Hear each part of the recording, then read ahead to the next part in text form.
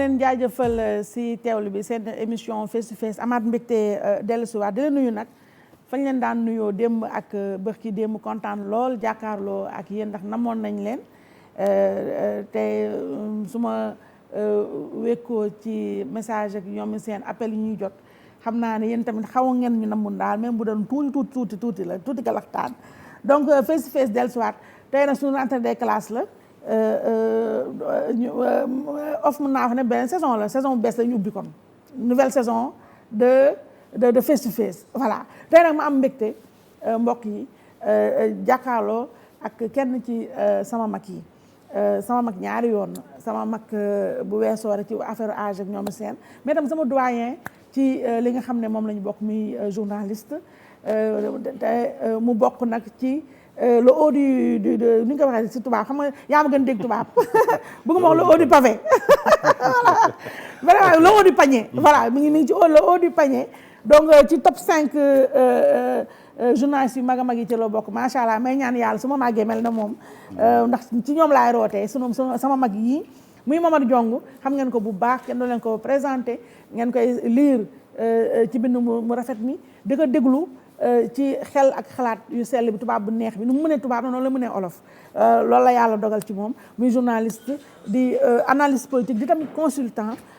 ci yii ak ci yeneen mais surtout nag muy koo xam ne sénégalais bu mag boo xam ne ku bëgg Sénégal ba tax na tey ak fi réew mu toll ma ni duma comme lii rentrée des classes la li fi xew bari na ñu def ay point yoo xam ne ñu ñëw jukkee kook moom rek mu jàngal mu jàppale ñu mën a gën a jàngat fi réew mu toll tey nag c'est la première fois ba ma dalee émission ba léegi ma sonn sànq nettali naa ko fi ma jaar ba invité ko ma ci nuyu nag bu baax monsieur Niang ndax moo ma ko soufflé ndax daf ko fan moom la donc c'est la première fois ma invité ko ba ma dalee émission ba léegi mu nangu waaw kon lu rëy la ci man grand Momar ginnaaw ba ma la nuyoo jaajëfal la tatagal la jox la sa wàccuwaay vraiment kontaan si patience nag bi nga àndal ndaxte amoon nga ay rendez-vous yu mag tey mais gis nga dañoo xaw a gëj a émission bagage yi doon nelaw il fallait que ñu chauffé ko waaw xam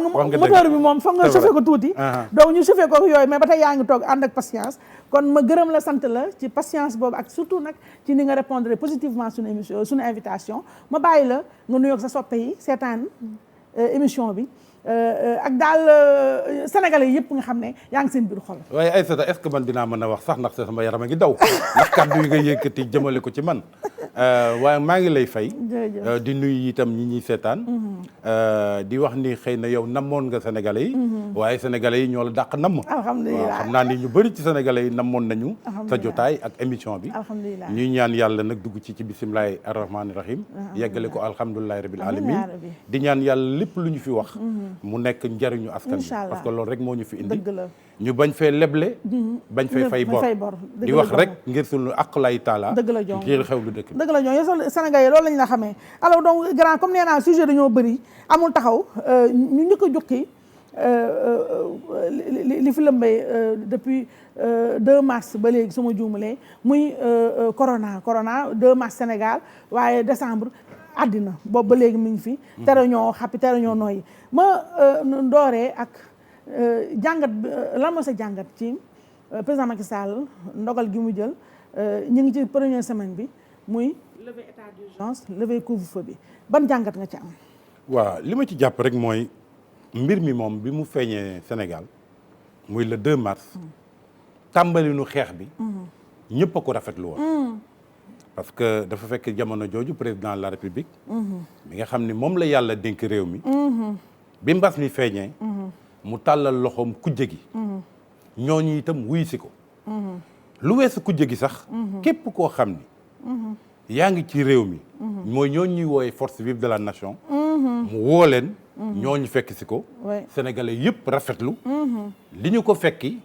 ak waxtaan wa ca tukkee woon waaye nag li xew ci ginnaaw moo ma xaw a jaaxal parce que noonu mu tàmbali woon defe naa bu ñu continuer woon du am benn problème moo tax ñëpp naan li démission la c'est-à-dire mbooloo mi ni président woowee ñëpp ku nekk indi say xalaat ñii indi seen proposition moom it mu boole woon ci bëgg dalal seen xel ci li nga xam ni moom la ñu dëgmaloon ba ni sax dina teg comité de pilotage national d'accord. pour lépp loo xam ni jël nañ ko muy ay ndogal jëm ci ni ñuy xeexe mbas mi mu am benn kuréel goo xam ni day ëmb ñu bëri lu weesu moom ñi nekk ci moom ak nguuram kese pour lépp ñu waxtaane ko bala ñu koy teg waaye nag ci ginnaaw gi gis nañ doxalin bi finalement gis nañ daal président de la république bàyyi wàcc yoon woowu mel ni moom rek ay gérer ak i ñoñam ba nga xam ni ñi rafetlu woon ànd ba ñu àndoon gis nañ ni que dynamique boobu dafa mujj kase li ko waral nag bëri na benn promesse bi mu defoon ni dina créer comité de pilotage national waaye ci mujjanteel bi ñu gis ne lancé na opération bi ba noppi ba mu juróon coow sax ci ñu joxe woon marché transport beeg marché kii ba pare soog a créer comité de suivi gis nañ itam coow li nga xam ni amoon na sax ci diggante ku mel ni ministre de la santé ak professeur Seydi mu mel ni dañ ko bëggoon a ber à un moment ci dispositif bi loolu xaw na indi woon jiixi jaaxa ci xelu sénégalais yi gis nañ itam ndogal yoo xam ni président de la République jël na ko bu ci mel ni par exemple décret boobu mu signé honoraria jagleel koo xam ni daanaka liggéeyatul day toog këram deful dara nga jagleel ko salaire bu tal noonu ak lu mel noonu loolu am na quand même njeexital ci ni sénégalais yi ànd woon nekk ci ginnaawam pour ñu xeex mbas bi mais grand moment xam nga li nga wax léegi nii buñ ko doon tënk dafa aaju rek ci ne ñu bëri ñi ñu jàpp actuellement ci réew mi tool mooy fi mu ne président Macky Sall dafa mel dafa démissionné moom la dafa ne économie bi comme réew mi la bëgg a sauver pour bañ récession moo tax mu doxalee ni mu doxalee mooy ubbi lépp daanaka bàyyi yëf yi virus bi circulé déconfiné waaye loolu yow li ma la ci laaj mooy réew mi fi mu toll pandémie bi di gën a law chaque jour ak son lot de morts cas yi positif di bëri ay 100 et quelques ngay dégg par jour ay moins enfin à partir de 3 ou 4 décès ngay dégg par jour donc moom mu jël lu mel nii ndogal gu mel nii ñu bëri jàpp ne démission la nangu nga ko wala nangu woo ko waaw man jàpp naa ni président décision bi mu jël mënta woon bañ a am mooy déconfiné mënta woon bañ a am parce que nag te vrai jàngoro ji sóoraale ko ut nuñu ko fexe ba daan am na solo waaye fexe itam ba suñu koom-koom du ndërmeel loolu itam lu ñu war a sóor la dëgg la xam nga Aïssatou ñaar moo tax ñun ñu wàcc ci àdduna liggéey ak jaamu yàlla donc loolu bu fekkee da nga toog ci ab diir bëgg ko tere nit dina metti moo tax bi ñu fi tëjee jumaa yi tëj fi église yi tere fi lu bëri bi ñu demee ba nit ñi sës dem nañ ba xam ne am na ñoo xam ne dañu fippu ni ay la yëwén bëgg nañ suñu bakkan bëgg nañ fekk suñu bopp ci feebar bi waaye nag dinañ julli ubbi boobu jamono président de la République ci la jëloon décision alléger couvre-feu bi yóbbu ko ba 23h ak 5h du matin parce que mënutu ko woon bañ a def rax ci dolli ci jamono ji ñu dëgmal période boo xam ne dafa am solo lool muy période du tabaski xam nga période du tabaski boo wëree ci dëkk bi di nga gis fu ne ay nit teg fa ay xar di jaay di fanaan ci mbedd mi est-ce que loolu ànd nag couvre-feu déedéet ku waxal yàlla xam ne àndul ak couvre-feu donc koom-koom gi ni mu naroon na ndërmeel moo tax président de la République jël décision kon yow rafetlu nga ko pour man lu normal la léegi nag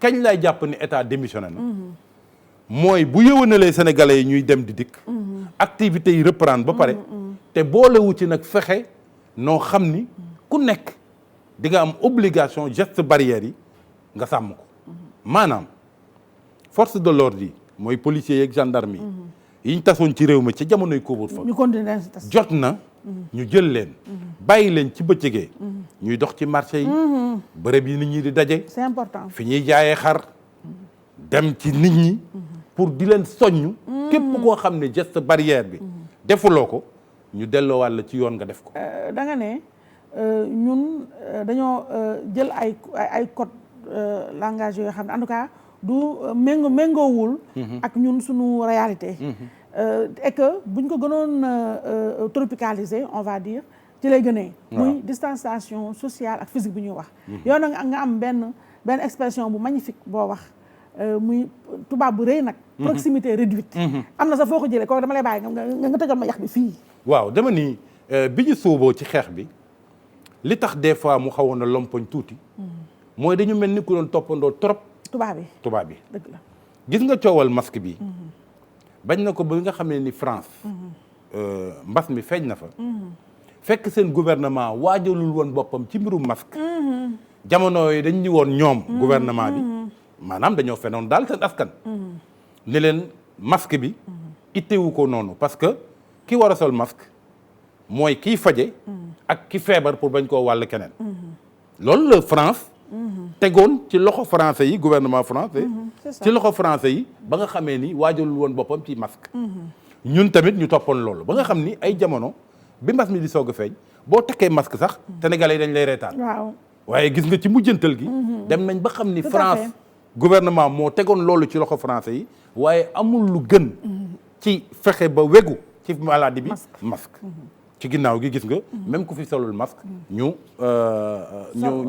ramasse wallaay ci loolu nag laa ni même kàllaama yi ñu doon yëkkati waruñu woon suivre systématiquement lay jóge France français mën na ni distanciation physique ma distanciation sociale parce que ñoom ay la yoween ko waxal yàlla xam ni sax ci lañ dëkk dëgg la réew la yoo xam ni bopp sa bopp la waaw loolu nag bu fekkee da nga bëgg njeexital gi mu mën a am ci moytu feebar bi mu feeñ fii Sénégal dooni distanciation sociale ou physique parce que loolu méngoowul ak ñun ni ñuy jaxasoo ak ñi ñuy dunde da nga naan proximité réduite sax boo ko tekkee ci ci wolof ci ngay gis ni mu jube loolu mooy bu leen dandante waaw waaye moytu leen jaxasoo bu bari dendante bi wàññi leen li nga xam ne ba tey moo fi des muy coowal distribution dund gi gis nga bëkk démb xaw ma démb maa ngi dégg Mansour Faye mi nga xam la personne même de Mansour Faye ça a posé problème ak na mu yore yëf ya te dafa mel ni finalement les gens ont eu raison sur lui gis nga ba léegi ni ñu bëri jotuñu ak fi réew mu toll ba dégg naa ko mu naan avant le 15 juillet ñëpp dinañ jot kon foofu Momar erreur boobu si évidemment si toutefois enfin gis nga ne si tant est que c'est une erreur pour yow mooy erreur de casting bu Mansour Faye ak coowal distribution bi ba tey ñu nekk ci te génn guñu si lan mooy solution bi ak aussi force Covid bi nga xam ne mooy comité bi ñu teg bu général François Ndiaye jiite te tamit dama jàpp ne Sénégal yu bëri est-ce que sentir nañu impact am ci lii lan mooy si sa jàngat. gis nga bu ñu naxante réew yi nga xam ni fexe nañu ba toogloo seen askan seen biiri kër ñu bañ a xëyati bañ a demati ci place liggéeyukaay bañ a jaxasoo santi ak itam nangu perte ba ñuy am ca la ñu yëngutoowul ca la ñuy yëngatu réew yu ko réussir yëpp tëj leen ci ab biir dañ ko booleeg loolu tubaab naan mesure d'accompagnement waaw maanaam loo xam ne dañ leen ko jox ku ci nekk téye di gomti mën a toog sa kër mën a bàyyi activité ba nga daan def rawatina nag ci réew mu mel ni suñu bos nga xam ni yàlla na moo yàlla baal ci kàddu gi waaye ñu bëri dund wala yaan la ñuy dund au jour le jour defe naa li indi président de la République dem sax ba jëmmi jamono mu assouplir mesures yi maanaam ni ñu ko tegale woon mu fexe ba mu wàññeeku li ko waral mooy échec gu aide alimentaire d'urgence exactement moom ci wàllu boppam ba muy jël décision bu mel noonu dafa ni woon mbir mi warut a weesu ñaari semaine parce que ndimbal nag surtout ci jamono ju mel nii day gaaw dafa war a gaaw dafa war a tas dafa war a yegg surtout ca ña nga xam ne ñoo ko gën a aajowoo mais loolu moo amul xam nga bu président de la République ne warut a weesu 2 semaines ñu toog ba tey ñetti weer ba tey am na ñu jotagul ba muy joxaat moom beneen app ministre bi naan ko fii ak le 15 juillet nag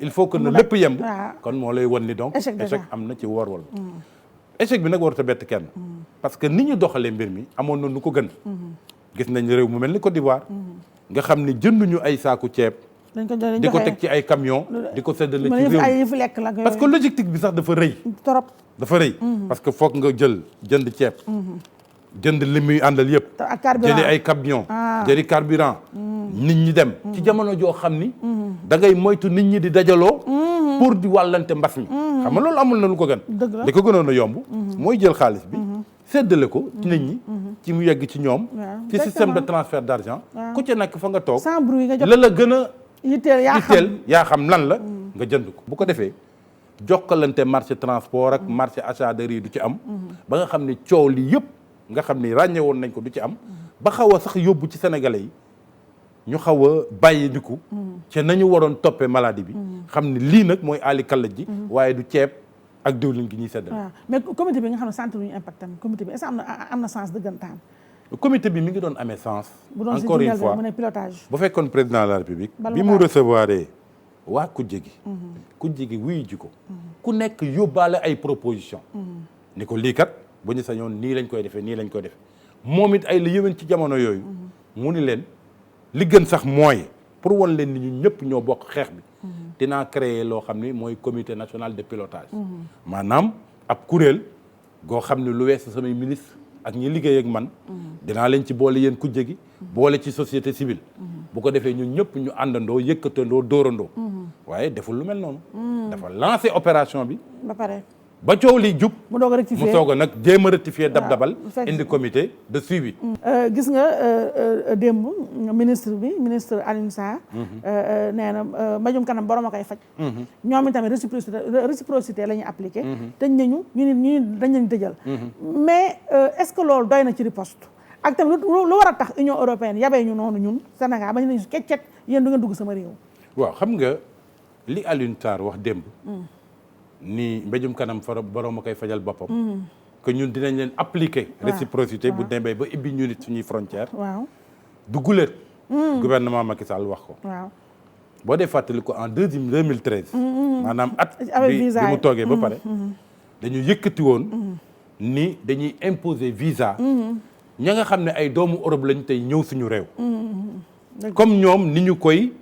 laaje doomu réew mi bu ñu bëggee dem seen réew mooy réciprocité ñëpp kontaan waaye gis nga dañoo dawal tuuti ñu teg ko ci suuf. waaw bii itam wax dëgg yàlla ñu ngi leen di ñaan ñu bañ koo teg ci suuf dem ci bësës dëgg la parce que nag Aïssat dañu toll ci jamono joo xam ne moo xam nga nekk réew mu am doole maa réew mu naw doole réew ñi dañuy nawlante dëgg la gis nga tey dara taxul ñu tànn Maroc tànn Algérie tànn Tunisie tànn Luanda lu dul doxalante ba ñuy doxalanteeg réew yu mag yi ci fulla ak fayda ba ñu wekk leen mbajum kanam nag wala ma koy faral boppam xeetu yab la dëgg la nañu fexe ba fi Sénégal yeggoon ci ñu wekk ko mu tolluwaat fa au plan que la communauté internationale mu yegg fa loolu nag ñu ngi koy xaar ci suñu autorités yi te yoon wii nag ñu sumb maanaam fexe ba defanteeg waa Union européenne il faut que ñu dem ci ba jeex bañ a reculer looloo tax ñu wekk ñu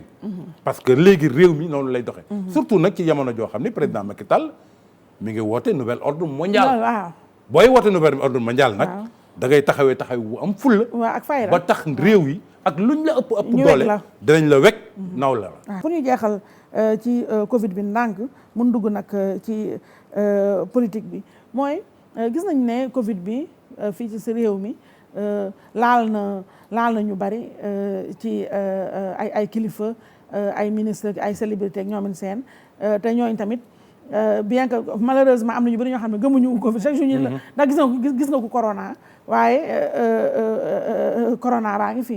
ñooñu c'est pas pour faire genre moo tax ñu génn ne am naa corona da fekk amuñu ko.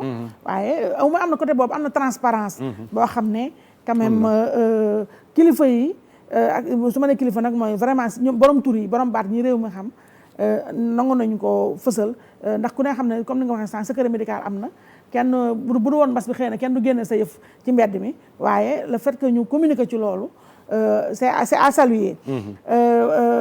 ba tax na président Macky Sall gis nga boobu ba léegi moom dafa confiné boppam. moom sax wax dëgg yàlla ay la yëwoon yàgg na confiné wu. ndaxte ba mbas mi amee fii ñetti weer ba léegi kenn mësu ko gis mu seeti benn. kenn ku corona. rakkam sax ku corona na waaye dégg mu fu mu ko seeti jee. ku seetiwu sa rakk nag doo bàyyi nag. doo seeti keneen moom wax dëgg yàlla kenn mënu ko tàcc su ne seeti woo donc daal en tout cas bref nee nañ dafa am contact ak kenn ku corona moom confiné na boppam ca këram mais confinement boobu mu confiné boppam gis nga am na coow lu jóg ñu naan ndax vacances de pouvoir la waaw wala déet.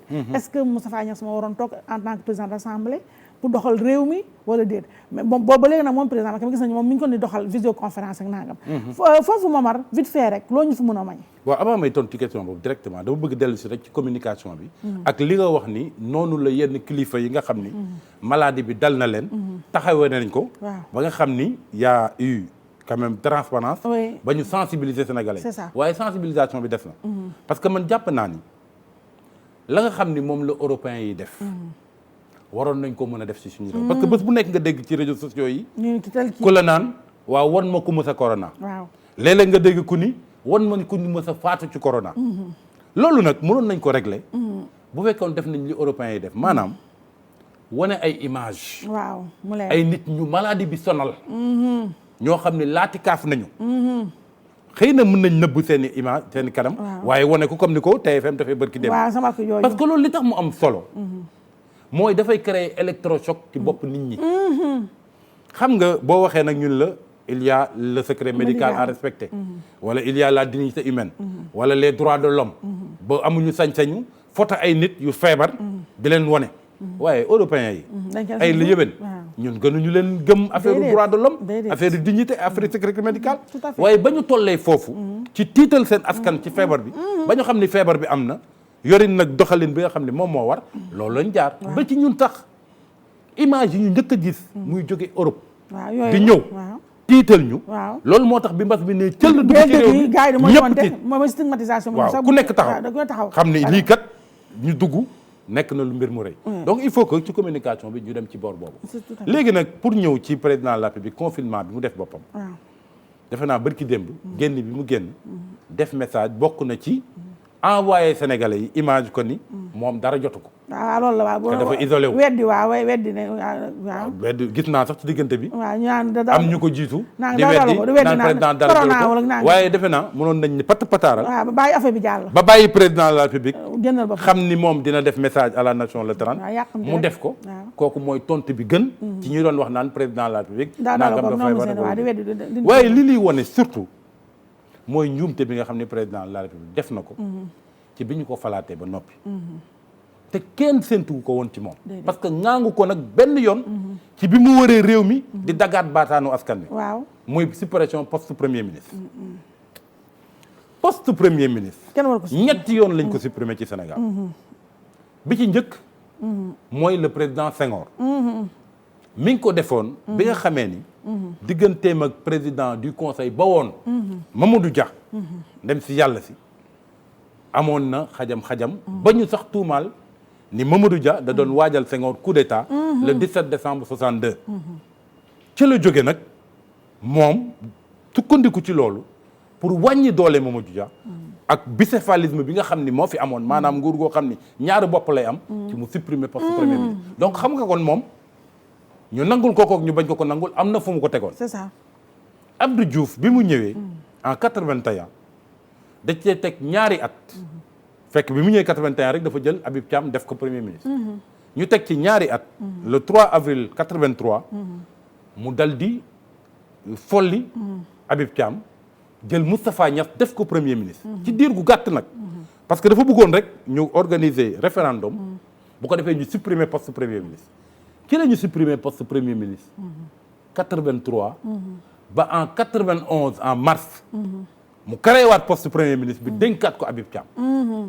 li tax Abdou Diouf defoon li ni mel nag du dara lu dul da doon bañ diggante bi nga xam ne ñagasoon na ci Habib Thiam ak ndem si yàlla Jean Collin am lu mu xajamal ci nguuram ñu dëkk di defante ba mu am njeexital ci yoruñu réew mi kooku itam xam nga ni ñu nangul ko wala ñu bañ ko waaye au moins am na fu mu tegoon c'est ça suppression poste premier ministre mais kii nag waaye nag président Macky Sall ay yéwén tegu ko foo xam ni wax dëgg yàlla dëgër na waaw mais njeexital bi gën a am bi gën a doy waar bi mu indi ci gouvernement bi mooy defante bi am ci gouvernement bi waaw voilà ak ñàkk a wegante bi ci laa doon jëm si léeg-léeg nga gis directeur boo xam ni sax du faale ministre am du faale ministre am génn di defante ak moom bëri na fi barki Dembo Ndiaye Mame Boye Diao ak Abdoulaye Daouda dégg nga ñu ni Boun Abdallah Dionne ak Amadou Hott waaw tuuti ñu laalante conseil des ministres loolu ñàkk premier ministre dëgg la boo xam ne dina fexe ba coordonner action gouvernement bi ñëpp di ko wekk ko waaw loolu dafa moo ko indi dëgg la donc il faut que lu mu gaaw président de la République bu bëggee bu mu nee dellu ginnaaw ci mesure bii mu jël ba jubbanti ko doon lu baax lool ci nu gouvernement bi tëddee ak ni mbir yi di dox dëgg la ñu kii ñu dox sànq na da nga junj nag benn programme bu jàlloon ci TFM nga xam ne réew mi yëpp ko rafetlu muy le secret du négatif. documentaire bu am solo les soldats du négatif. les soldats du négatif. muy documentaire bu am solo. sama rakk jooju moo ko def Pape Samba Thiam. vraiment réew mi yëpp ko rafetlu waaw réew mi yëpp ko rafetlu. waaw ma koy félicité nag ndax sama xuloo waale la sax jubóo ñu trop. waaw jubóo ñu trop sama nag moom waaye ku def lu rëy am lu rëy. dëgg-dëgg Pape Samba daa wane nga daal ne réalisateur yi nekk TFM yëpp sauf Cissé. yaa seen papa dëgg la mooy seen papa na nga ko nangu Pape Samba Thiam doo moromu xale yi tontam ak sax. ñoom ñëpp daal la ñuy jaafal.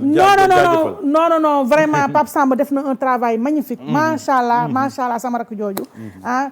xam naa sax Youssou yow war na yokk salaire bi nga mérité ko nag kon noonu la ñu duggee ndànk. ci moment politique. sax ubbi nga brèche bi yaa ngi naan sànq ñàkk wegete ba am. ci gouvernement bi DG buy jàmmaarloo ak ministre am bëgg dem tamit gis nañu ci Sen TV Cissé Lo taxaw ay ministre loolu nag dafa ma neex parce que xam nga Cissé on peut tout lui reprocher mais xam nga dama bëgg ko am fit courage Cissé moom du la jëw Cissé Lo xamul jëw day jàkkaarloog yow te wax dëgg yàlla li muy wax tamit ay la yëwan pour teggi ko dafay xëy na waxin bi mooy doy waar waaye jàkkaarloo ay ministre ñu toog ca plateau ba mu jàkkaarloog ñoom te ku ne xam na ni ci Macky Sall la ba te du fa ñoor caaya la fa. mu osé wax clairement loo xam yàgg na ko wax sax waaye waxin boobu dafa doy waar mais clairement que président Macky Sall jamono yi nga xam ñu ngi ruumanaat ay remaniement bu tolloo ci remaniement bi ñu mu war a dàq bari nañu. daay tudd nommément Diouf Sarr mi yor santé ak Fambe Assome Diatta. mi yor defe naa commerce. waaw.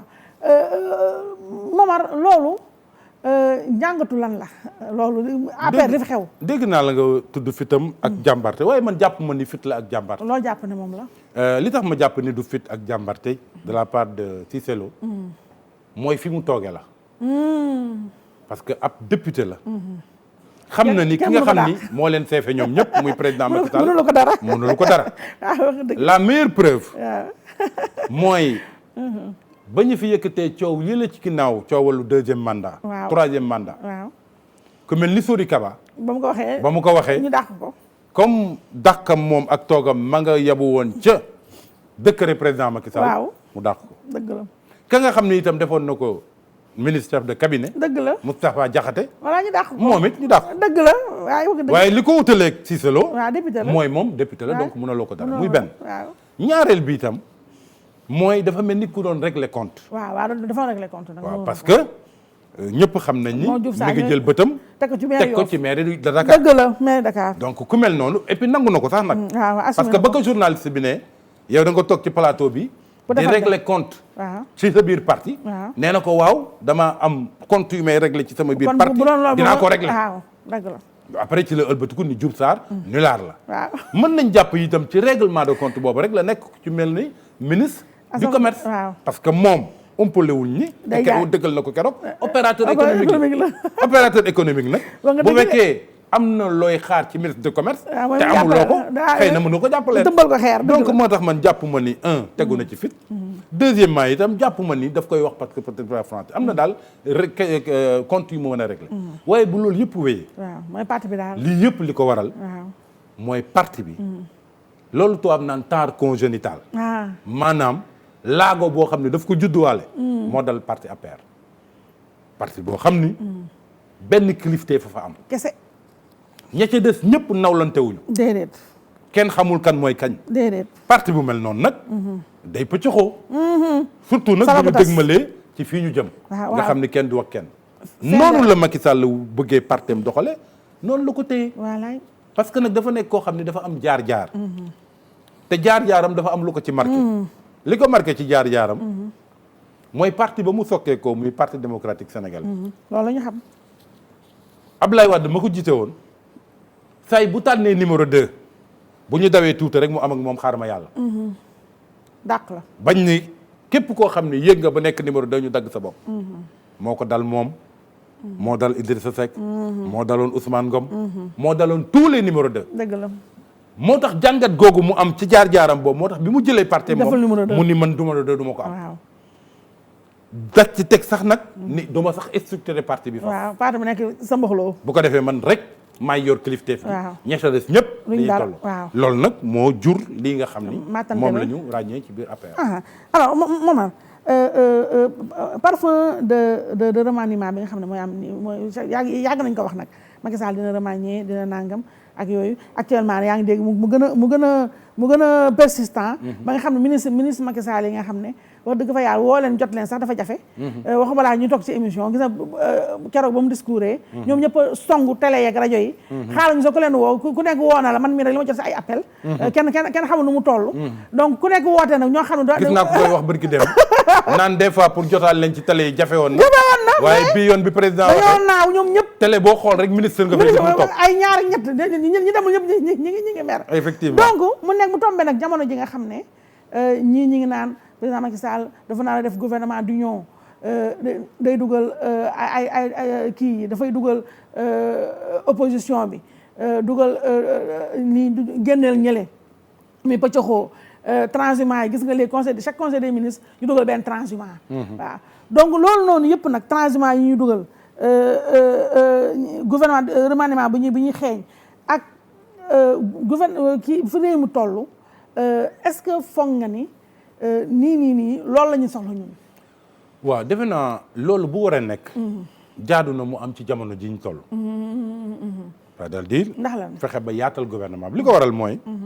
xam nga olof danaan gise suba yi. ci tooginu tey yi lañ koy waajale. dëgg la. or daf fi am lu yàggul.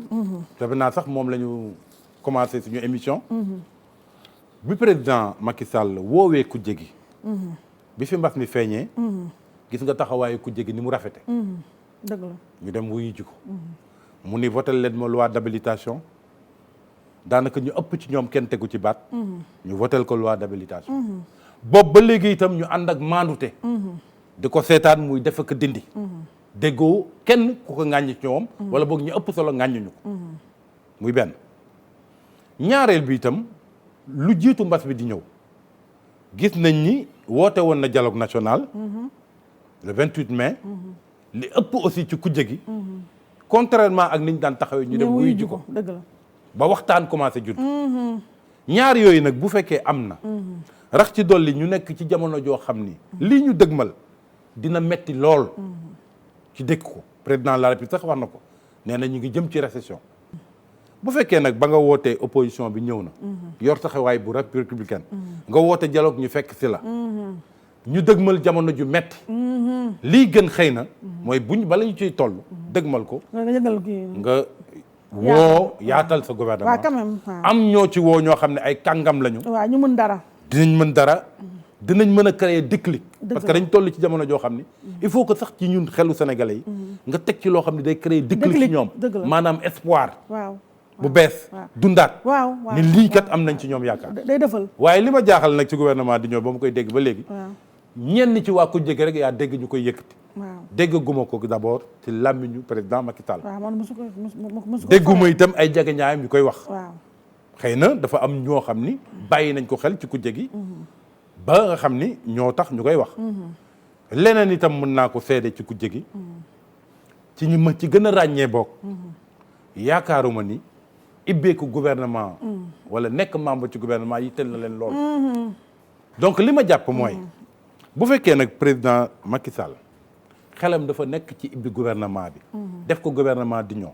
te muy doon li gën ci réew mi parce que wax naa sànq li tax. il faut que itam buñ koy def.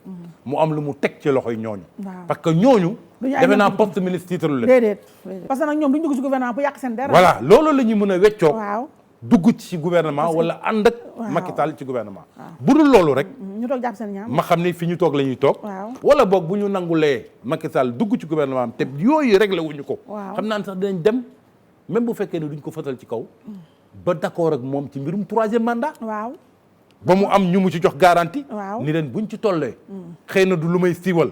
parce que bu boobaa dina am lu mu wàññi ci sama daraja ak samay cër. dina tax itam samay mbooloo féewaloo. du ma ko wax. waaye jox leen garantie ci loolu. waaw mu leer. defe naa noonu rek la nit ñi mën a ànd ak moom ci gouvernement d'union. bu dul loolu ba yóbboo ñu jël buum takk seen baat.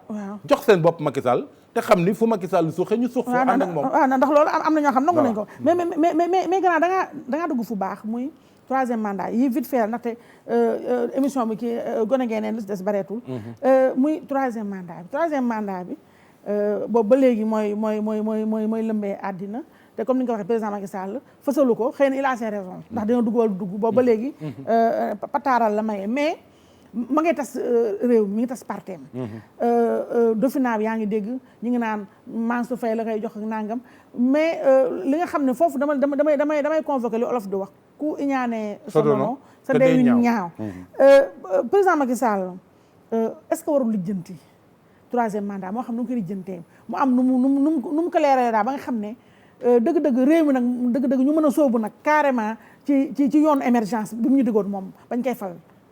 waaw bu ko leeralee trop. du baax. gis nga xam nga mbir mi tàmbali na. waaw gis nga jokkalante kàddu gi am. diggante Moustapha Cissé Lo ak yenn membre du gouvernement ak defante bi. waaw gis nga ñi jàpp itam ni xëy na. bu ñu tolloo Sénégalais yi jox leen seen bopp te ñu nekk ci gouvernement bi gis nga ni ñuy jëlee. ay pot de banane. waaw di ko glissante. dëgg la donc kooku bu leeralee ci bopp ñëpp. ni ko bu ñu demee 2024 du ma nekk candidat. dina doy waar. kon dina xaw a doy waar. waaye am na ay gaz yu mu ci mën a joxe peut-être. ci ñenn ci kujje gi ba ñu ànd ak moom ci gouvernement di ñëw. d'accord ñaareel bi itam mooy li nga wax mooy dëgg. ku indaane sa dono sa dee ñaaw. Ablaye Wade ci jamono yi ci tolloo. xëy na bu tànnoon benn kàngam ci biir parteem. ngemb ko ànd ak moom ni leen kii laa joxoñ kii la ku dul doomam ca jamono yooyu xëy na kon tey jii kii yor réew mi kuy sëkk ci moom lay doon dëgg la loolu tax ñu ni ku iñaane sa dono sa day ñaaw dëgg la Macky Sall mi itam na moytu loolu dal ko li tax ma ni na moytu loolu dal ko mooy li gën ci moom mooy mu fexe ba ki koy wuutu mu am foo xam ni kooku dina ko mën a féete. parce que loolu nag moo ëpp solo. ci boo waree joxe lenge. ñoom sax loolu nit di la wut sax waaw ñoom loolu la ñuy xool. parce que bu fekkee def na li Ablaye Wade defoon. du ci am li jigoon Ablaye Wade. du ko jig déedéet waaw. parce que Ablaye Wade sax ganu. ba muy dugg ci troisième mandat. njabootu politique am yëpp ànd ak moom. waaw xëy na ñu ëpp ci sénégalais yi jamono yooyu ànduñu ak moom waaye au moins parteem bloc la ñu. waaye tey nii dama lay yëgal ni. bu Macky Sall siiwaloon troisième mandat. dina am ñu bokk ci biir parti bi. nekk kàndam te duñ ci ànd ak moom. dëgg la donc xam nga donc dina wuteeg. bu président Macky Sall. président Ablaye Wade. rax ci dolli président Ablaye Wade dinaa gis ñuy dendale kaawam ak kaawu Macky Sall mais du ñu benn. parce que président Ablaye Wade ba mu ñëwee toog en 2001. dafa indi woon un référendum boo xam ni. dafa tax ñu tëggaat constitution bu bees. constitution bu bees boobu. moo tegoon mbiru ñaari mandat kenn dootu ko dépassé. te comme boo tegee constitution bu bees day fees lépp li nga xam ni. weesu woon na. moom sax ay la yëwen nit mënoon na ko nangul mu yóotu troisième mandat. uteeg nag président Macky Sall. mi nga xam ni constitution bi mu fi fekkoon ci jamonoy Ablaye Wade la fi bàyyi. waaw benn rek modification la ñu indi. ci mbirum mandat bi. muy jëre ko ci juróom-ñaari at. indi ko ci juróomi at. waaye durée de mandat bi c'est-à-dire ñaari mandat yi. amul dara luñ ci laal moo fi ne ba léegi. kon bii moom mooy. kon bii mooy mujjanteel bi rax ci dolli itam. ba muy wax ñu votel ko oui ci référendum. dafa wax lu leer. dafa wax lu leer. ni lii ma leen di voteloo. dara indiw ko lu dul. ñu fexe ba mandat yi doon ñaar. bii may mandat may exercer mooy sama mandat bu njëkk. bi nga ma joxaatee beneen bu yàlla defee ba ngeen joxaat ma beneen loolu jeex na. ndax jàpp naa ne ci juróomi at nit mën na réew liggéey réew. lii la wax waaw donc ku mel noonu nag bu demee ba jëmmi jamono. waaw daal di soppi doxalin. defe naa gënul ci moom. waaw gënul ci moom léegi nag Momar yi il nous reste 10 minutes. nga may am 10 minutes yii taf. question réponse sànq tudd naa la Mansour Faye mën na wala mënul wutu Macky Sall ci charisme ci xarañteef. Mansour Faye defe naa bañoon koo dénk liñ ko dénkoon sax moo gënoon ci moom. parce que nag am na benn xar kanamam boo xam ne xëy na Sénégalais yi umpale woon nañ ko. waaye bañ ko dénkoo liñ ko dénk ak la ci am. gis nañ na mu doxale waaw gis nañ ni ku gaaw a tàggali ko sagoom la ku gaaw a énervé la ku gaaw a xëppuwaate la. waaw ku mel noonu nag. defe naa ëpp naa xalaat. ci di ko jox réew. waaw Amadou Ba. bërki démb ñëw na sax ci fii ci TFM def sortie bu yaatu. émission bu rëy di fa wax daal di justifier daal ne moom du warkat. du trahir Macky Sall fi xalaatul bëgg lu Macky Sall bëgg noonu vraiment ñëw na daal def daal profit bas. abdiqué wàcc ba ci suuf bal à terre. Macky Sall yow laa bëgg yaay sama sëriñ loo bëggul ndongo taalibe laa yaay sama sëriñ sotti boobu catastrophique wala sorti réussi ou pas. waaw peut-être du ma xalaat sorti catastrophique ou sorti réussi.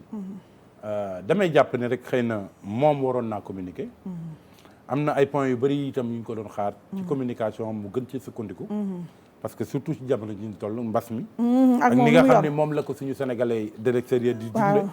defe naa loolu xëy na moo waraloon sax. mu sàkku émission bi wala ñooñu sàkk émission bi ci moom. waaye gis nañ que insisté na trop ci loyauté ak président de la République xëy na nag fi réew mi toll moo ko laaj. réew moo xam ni wax dëgg yàlla boo xoolee APR ñu ngi tamante dëmm. ku ne ñu yaakaar ni xëy na am na loo wuutu wala am na foo teg sa bët. yu mel noonu nag donc jar na mu leeral moom digganteem ak président Macky Sall. ñu bëri dañ jàpp ne président Macky Sall en réalité dafa bëgg face Mimi Touré mi nga xam ne dañ jàpp ne bokk na moo tam ci starting block yi mi nga taxaw. dooleel Aminata Tall pour lépp rek pousser à la sortie femme bi Mimi Touré. xam nga wax naa ko bu yàggul ci remise ménage bu ñu ma invité. nee naa leen ay la yëwén. gis nga décret honoraria bi. tàmbaliwul ci président Macky Sall. mu ngi tàmbali ci jamonoy Ablaye Wade. xam nga jamonoy Ablaye Wade bi mu ñëwee toog. dafa tombé Famara Ibrahima Sagna mii tey. nekkoon président du conseil économique social et environnemental. jamono yooyu amul. fu Famara Ibrahima Sagna féetewul woon président Ablaye Wade. waaye terewul comme dafa ànd ak waa fal ñëw jël réew mi ñoo ni ñu woon fi réew mi toll il faut que ñu xool ay institutions dindi leen. biñ ci njëkkee woon mooy conseil économique et social. ñu dindi ko faase teg fële. kooku nag neexul woon Famara Ibrahima Sagna ci jamono yooyu. surtout nga xam ni waxtaan bu amoon ci diggante Ablaye Wade ak Abdou Diouf. moom Famara Ibrahima Sagna moo ko doon dox. et lu weesu foofu loolu sax féete woon na Ablaye Wade feneen fu dul loolu rek. kooku il a eu du mal. à digérer li Ablaye Wade toog rek supprimer conseil économique et social. moo tax bi ñu demee ba jëmmi jamono. Ablaye Wade xam ni ku mel ni Famara Ibrahima Sagna yeyowul lu mel noonu. ci la créé décret. sur honoraria président honoraria jox ko ko. waxtaan ceeg boobu jamono Mbaye Jacques Diop. mi nga xam ne moo nekkoon président CRAES. li tax Macky Sall nag indiwaat ko ci jamono yi mooy régler rek ay problème politique. waaw c'est clair ah. coowal Babacar Ngom ak villageois yu Nangaleer ma mënuma ko tur bi dafa Nangaleer waaw nga xam ne dama xëy suba moom dal suñu kaw tombé ñuy jooy littoral ba foncier bi nan lañ ko mën a lijjantee régler. waaw dinaa ñëw ci affaire Babacar Ngom léegi waaye dama bëgg njëkk ci foncier bi. gis nga foncier bi volonté politique rek amul. bu volonté politique amoon mu réglé wu. président Macky Sall ba mu toogee en 2013. dafa créer commission nationale de réforme foncière. jox ko Souran. jox ko. Doudou Ndoye maître Doudou Ndoye waaw c'est vrai. ba mu ko joxee maître Doudou Ndoye. maître Doudou Ndoye ku ne xam na ko ci fulla jeeg jom bi. ba mu ko yoree. dawal tuuti ca la démissionné delloo ko. waaw li tax mu démissionné delloo ko mooy nee na ci jamono yooyu ba mu ko yoree. joxuñu ko woon les. lu dul 50 millions. yi nga xam ne moo doon budget annuel am. pour fay ay salaire ñi muy liggéeyal. amul dërëm bu ci toppoon. ba nga xam ne amul woon moyen. rax ci dolli jamono yooyu. Mimi Touré mii tey moo nekkoon ministre de la justice. te da doon dugal loxoom. bu baax ci liggéey bi. mu démissionné. ñu indi Moustapha Soran. Moustapha Soran yore ko liggéey ci ñaari at. en avril 2017. mu def ay conclusions jébbal ko président de la République. boobu ba léegi fa la téeb lépp jóge tàbbi géej. xamuñu ci président def. ñaareel bi référendum bi mu fi amee mars 2016. mais mbirum yoruñu suuf si dañ ko jël jagleel ko askan wi ne askan wi ko moom. loolu ci ginnaaw gi dëggaluñ ko. bu yàggul itam dara. président de la République bi ñu ko falaatee ba noppi. en octobre 2019. mais recevoir na fii Diamniadio. maire yeeg président de conseil départemental. ni leen li ëpp li may jot ci ay plainte mi ngi jëm ci mbirum suuf. 80%. te mbirum suuf buñ ko bàyyiwul dina toj réew mi. parce que c'est un facteur d'instabilité. xoolal ma kàddu googu. facteur d'instabilité. waaye boobaak léegi lan la def ci mbirum suuf ba coowal littoral bi yëkkatiwaat. donc manque de volonté politique la. tant que président de la République amul volonté politique pour régler yi du régler wu. léegi nag ma jàll ci mbirum Babacar Ngom. man mënuma nangu. ay la yéwén. benn nit ñu jël yenn espace yi di ko jox. bu fekkee itam njuumte dafa am. ci commune bi nga xam ni dañu koo jox ba jox ko loo xam ne weesu na seen i limite commune ba laal Ndingler. loolu war nañ ko mën a jubbanti. waaye nag bu loolu weesoo. Sénégalais yi des fois. damay am benn problème ak ñoom. dafa mel ni lépp lu ñu nangul tubaab bi. waaw du ñu ko nangul nit ku ñuul. xam nga lii la koy won mooy mbirum Akile. waaw. xam nga mbirum Akile bu yàggul. wallaay ndeysaan. ay sénégalais lañu. wallaay ay jeunes yoo xam ne signé nañ contrat. wallaay. waaye amul lu ci nit ñu deful pour ñu kase contrat. kasoo yàqal leen. ci yooyu jamono buñ ko signé woon ak société bu ñuy wax Pobocom. muy israélienne kenn du wax dara. léegi ci jamono ji nga xam ni ci li nga xam ni ci la Babacar Ngom di yëngatu. muy mbirum horticulture. dañ ciy toll foo xam ni tubaab yi. ñëw nañ ba jël suñu suuf yëpp di ci yëngatu. ba ñoom rek. ñooy jëlee ay produits horticoles Sénégal di ko yóbbu bitim réew. boo demee Saint-Louis di nga fa fekk GDS. ay tubaab a ko yor. boo demee Saint-Louis di nga fa fekk GLS. ay tubaab a ko yor. boo ñëwee fii ci Ndiass am na ay hollandais. yu ñu daggal suuf su bëri jox leen. waaw pourquoi Babacar Ngom. mi nga xam ne moom c'est un industriel. di yëngu ci lu mel noonu moom waru ko mën a am. nangu naa nag bu fekkee ni nañ ko daggale ëpp na ba jàll ci beneen commune. ñu xool nuñ koy jubbantiwaat. waaye moom li tax mu def ko du dara lu dul. yokk ay. boobu ba léegi da daan jéegaani 7 tonnes de maïs. di ko jëlee bitim réew di ko indi. pour di ko transformer. ku mel noonu nag bu demee ni ba léegi jot na ci réewam. au lieu que mu koy jéegaani bitim réew maïs boobu mu bu ko fii bayee. bu ñu ko dagalee ab diir. ab espace jox ko. Sénégalais yi di fi liggéey mais njëriñu Sénégal parce que nag bu ñu taxee ba découragé ñu mel ni ay Babacar Ngom xam nga li muy indi mooy lan. mooy ñi ëpp ci koppar. du ñu def lu ëpp ci Sénégalais yi li ñuy def. maanaam investir ailleurs. même pas bu ñu investirul ailleurs. dañuy jël seen xaalis. téye ko def ko ci ab immeuble. bu mag. loué. amul benn emploi bu ñuy créer lu dul benn gardien bu ñuy teg ci buntu ba. dëgg la chaque weer ñu am ci ay millions des centaines de millions. 75 wala 50 000. te fukki emploi duñ ko indi ci liggéey bi. dëgg la bés bu nekk ñu yor seen milliard. dëgg la donc dëgg la. nañu respecté. ni ñuy caxatee teer yi. mais nañu encouragé itam ña nga xam ne dara taxu leen a jóg. lu dul liggéey ci réew mi. ba nga xam ne lañ daan jéegaan ni ñu mën ko bay ci biir réew. dëgg la xam nga tam am na beneen actualité bu jóg aussi mooy boo xoolee ni ñu bëggee déboulonné statut ñenn ñi fédère bu foofu sax ànd naa fekk Mansour Faye dégg naa Mansour Faye naan su ma juumalee dégg naa ko mu naan waa Saint-Louis nañu bu ñu focaliser si yi ni mel foofu vite fait de 2 secondes loolu d'accord naa ci ak moom defe naa loolu du cas bi waaye loolu lu am solo waaw déedéet amul solo xam nga dindi fii statut fédéral waaw boo dindee statut fédéral loo fay def am na ku ma dégg barki dee mu ni ma waaw mais xanaa bu ñu dindee statut fédéral xanaa dañ ciy boole pont bi waaw logique muy benn bu ñu jàllee sax ci pont bi waaw est-ce que palais bii bu ñu ñëw ni ko dëjjët parce que moom fédéral moom moo ko fi defoon bu yàggee mu neex de xam nga problème bi nekkul foofu et puis ensuite ñun ba fi tubaab bi jógee ba léegi est-ce que am na palais bu ñu tabax li ñu wax dara li fi nekkoon lu ku néew ci ay gouvernance waaw demul bay daanu ana tey li nga xam ne mooy symbole OTA bi li ñu fi defar lu am solo amul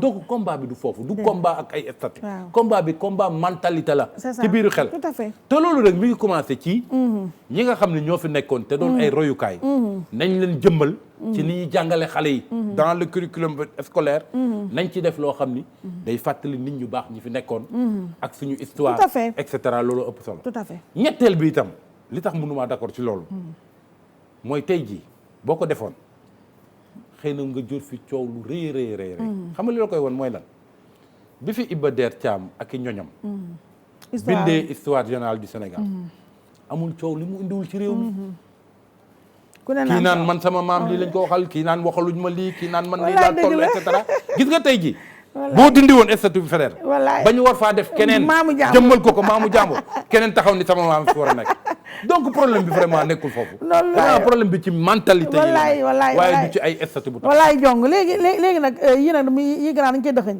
bëgg naa ñu taxaw mais on a plus le temps muy bâti plus gis nga coow li mu jógewoon scandale boobu ñoom Farès ñu naan soupçon de fraude fiscale ñu dugal ci Hezbollah dugal ci conflit d'intérêt coow la gis nga ko ak sunu naataango Cheikh Yérim koy nuyoo passage waaw ñu ngi nuyu sama grand boobu ma koy nuyu nag waaye man faalaay biisu madame Seck Fa mooy sama préféré ma koy fóon bu baax moom fa donc loo ñu mën a wax daal vite fait ci Bati Plus ñu dox bi et puis kenn di ngeen déggatu ko au passage ah. waaw affaire Bati Plus man jaaxaluma trop nag ñu bañ koo déggati. parce que xam nga lu tax. affaire privée la. waaw dëgg. daanaka boîte privée la. yëfu jàmbur la. yoo xam ne nee nañ am na 2 milliards 8 yu ñu ci luubal. oui léegi nag fi mu intéressé Sénégal mooy est-ce que xaalis boobu. waaw fa mu waroon a jaar. jaar na fa xaalis war na fa jaar na fa woon déet waaye nag. ka xaalis bu ñu luubal ba.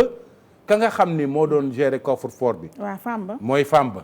nga xam ne mujj gi tey jàpp nañ ko ba tëj. waaw ma ngi koy jiiñ directeur ba fa nekkoon. waaw directeur ba fa nekkoon itam dem ba nga xam ni. tekki na ndombal tànkam ni ba ñu nommé keneen ni moom dafa bëgg setal deram. waaw donc c'est une affaire privée la.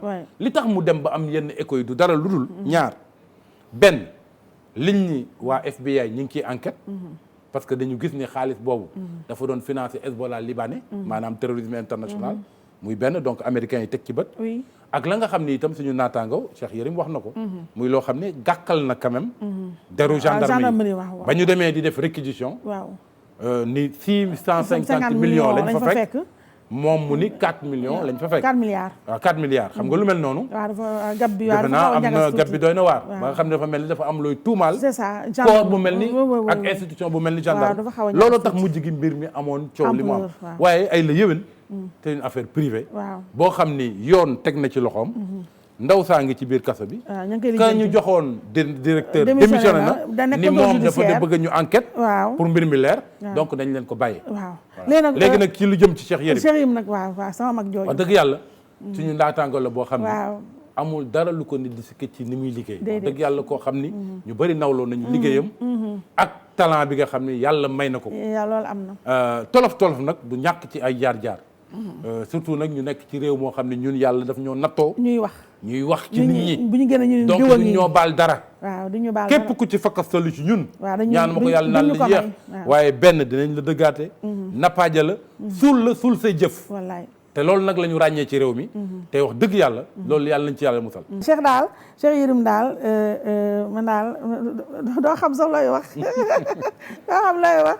vraiment mais li koy yóbbante daal yóbbante ko faa. waaw faa yow comme faa. waaw non faa sax man maa ngi déggante waaw yow Yérim xam na man maa ngi déggante faa foofu daal xaaral ma écho foofu. si ñun laay jeexale ñun journalistes yi président Macky Sall ñu bëri dañ ne presque saaxee na presse bi.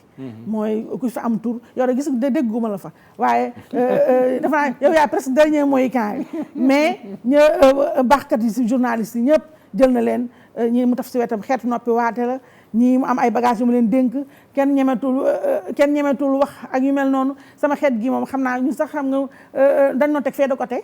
waaye mu mel ne journaliste yi tamit ñoo xaw a prêter le flanc ndax danoo may xëy na président Macky lu ñu mayul Ablaye Wade ba tax na fi mu ne mu am benn retour de bâton boo xam ne dafay poser question est-ce que presse Sénégal ba tey mi ngi indépendant waaw wala déet bu ñu xoolee nag ñaar ñi nga xam ne pour man ñoo koy matérialiser ci presse bi ak tuuma yi li ñu tagal muy Yakham Mbaye sama mag jooju ma koy nuyu au passage nga xam ne dëgg moom xaw ma da laa xam nga yaax na nag ñemewu ma ko yaax mi ngi noonu daal moom président Macky daal ak ñu njabootam boo ko laalee bëgg démb ma dañ ko perfusé waaye noonu la ñëwee ak raccord baak yëpp taxaw di défendre Madiambal ay dóor yu métti yoo xam ne ñoom ñaar ñëpp ñoo bokk fu ñuy rootee ci président Macky kii dóor kele fayiwul te ñoom ñaar ñooñu da ngay ree ba tas man maa ngi doon xaar sax le lundi ba yaa xam génnee samedi dóor Madiambal assassiné ko massacré ko ndax Madiambal ku ne xam ne kenn du ko jam naa ni ba mu xëyee suba lundi maa ngi doon dama teel a jënd le quotidien pour xaar tontu ba waaye Madiambal dafa fente magnifiquement la fente donc ñaar ñooñu ñoo koy matérialiser est-ce que grand la santé la presse a bonne presse sous Macky Sall. non nee naa la sànq ci président Macky Sall am na loo xam ne dañ ko koy nangul. c'est-à-dire fépp fu Ablaye Wade jaaroon te mu indil ko ay tolof tolof da koy jaaru fa waaw dëgg la ba ci nag mbir mi xam nga dafa am lëkkaloo boo xam ni bokk na ci li gën a daaneel Ablaye Wade muy lëkkaloo bi amoon ci société civile ak presse waaw daawoo yeewu suba teel ci jamonoy Ablaye Wade dëgg la te gisoo presse bu def une boo xam ni day tax yow sénégalais bi da ngay bëgg rek Ablaye Wade gaaw abal ñu gaaw ba mu ne monsieur le ne société civile ay politiciens société civile itam c'était la même chose dëgg la dégg nañ président Macky Sall bi muy def campagne ci entre deux tours yi mu ni man de suma sañoon du ma am Y'en a marre waaw boobu ba léegi nag ci la ne dëgg la xam nga jamonoy Ablaye Wade dafa ñëw ci li mu njëkkee mooy presse indépendante bi mu fexe ba di leen yóbbu ci voyage am waaw di ànd ak ñoom di leen mbaqus léeg-léeg mu jox la bi mu demee ba xam ni loolu terewul presse bi def liggéeyam parce que la mu bëggoon mënu ko am après ci lañ commencé ci jamonoy Ablaye Wade gis ay journaux ay médias yuy génn ay soppi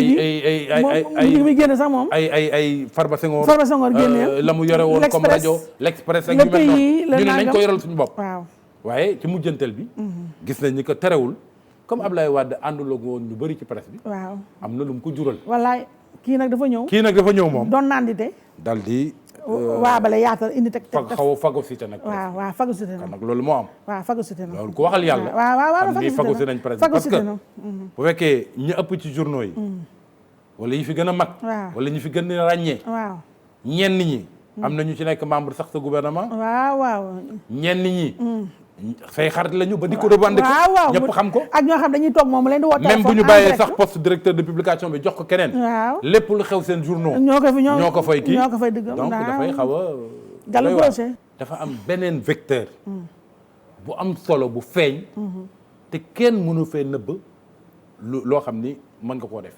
muy les réseaux sociaux dëgg la xam nga tey c'est ce nouveau vecteur de communication moom moo feeñ ba nga xam ne même bu fekkee am nga li ëpp ci presse bi ànd ak yow nit ñi ñoom du leen télé wax li ñu xalaat jàllale li ñuy jàllale ci réseaux sociaux yi foofu toj aide à la presse bi fa laa jeexale aide à la presse bi nga xam ne président Macky Sall da ngaa jël daf ko ful lépp rek xeet noppi waatal ba tey terewul man dama bëggoon Sénégal goo xam ne dinañu xëy suba benn bés ñu joxe aide à la presse patron de presse yi nga xam ne ay milliardaires la ñoom ñëpp ñu bañ fi nekk di màttanteeg di gëjante duma gedd naa sama enveloppe sama entreprise nii la toll ak nii ne ñu mee suñu bopp si ñàkk fayda ay weccet ñaari xalaat laa ci am ba njëkk mooy kaddu aide à la presse la ñu war a jël teg fële dafa ñaaw mel ni lu ñu lay sarax waaw dafa ñaaw aide à la presse du dara lu dul rémunération du service public de l'information tout à fait c'est-à-dire xam nga tey ji kër gi ñu nekk tey dafa am koo xam ni moo jël kopparam def ko di fay ay employés tout à fait nekk privé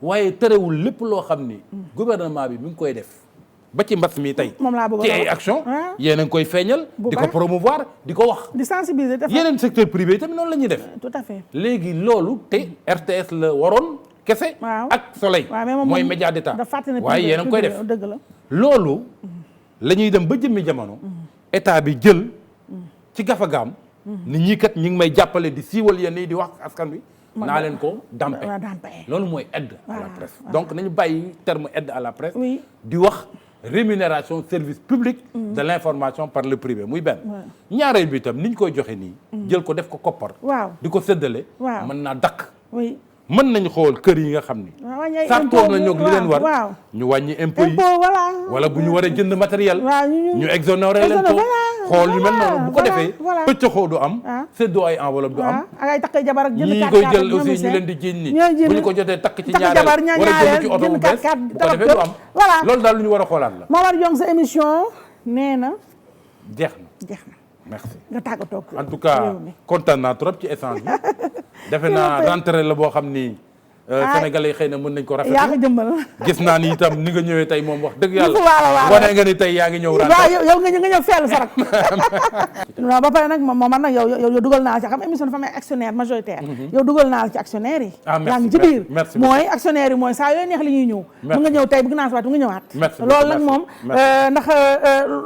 ndax foofu la réew mu toll merci ci confiance loolu réew foofu la réew comme ma ëlbi dugg nii jàkkaarloog àddina léegi nag émission bi jeex na ma gërëm bu baax nag ñi jàpp ci combat bi jiital si comme d'habitude rek sama rakk bopp nga Ndeye Malle gis nga fu mu génn ak man jàpp ci rentrée de classe booba nelawul ba ma njagandu ne sa noppalu jeex na ba léegi ba ma ko woy ba léegi mat leen toogul li mu ci neex mooy jekk na yiw na waaw jërëjëf nit nag bu solo mu jekk yiw rek waaw nga du dokk iñaanee wax loolu lépp nag sama rakk ji la waaw boobu ba léegi bañ ma woowee na ma da ngay tàmbali ba léegi mat leen amul jàmm amul salaam dugg na ci marché bi lijjanti na man damaa toog rek muy ma mel ni poupée defar na ba mu baax dem lijjantil ma cheveux ñëw coiffé ma dem jënd ay maquillage yu beex ñëw maquillé ma dem jënd yére boole ma màgget exotic design jox ma ñëw toog mu ne ma daal rentrée de classe da kay ma sama rakk ji yàlla jàmmoom rentrée bi mat na waaw mooy grand style bàyyi ma do yii la génneel nag yu baax yii ci tabaski bi dafa ñëpp daw mi ngi nii adresse bu ma kenn woo man xam nga yi xaw ma ci dara moom mooy gérer ku bëgg yu baax yi daal numéro téléphone mi ngi nii si suuf ma nga jàkkaarloog quand Leclerc photom moo ne màq ci salon ba ku fa ñëw mu defar yu baax yii moom laay nuyu yemale ko fa ak Cissé laa ci tollanti Ibrahima Cissé laa ci tollanti di réaliser di produire di nuyu Habib Jonn dafa am ku ma bëgg a tëb ba leen fàtte sama masque nii waa of mbay gërëm naa la sant naa la lii nag masque bii nag ba leen ko fàtte nag masque bi nii dimanche prochain beneen numéro masqué ciao